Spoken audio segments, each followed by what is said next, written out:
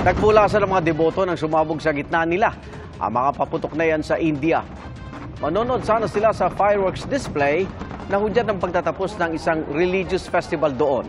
Para makaiwas sa pagsabog, may mga tumalon pa sa katabing lawa. 3 nasawi kabilang ang isang bata. Hindi bababa sa 25 ang nagtamo ng malubhang sugat. Ang sa pulisya nahulog sa nakatambak na paputok ang alpato mula sa paputok na sinindihan ng ilang kabataan. Doon muna nagsimula ang pagsabog. Mga kapuso, sama-sama tayong maging saksi.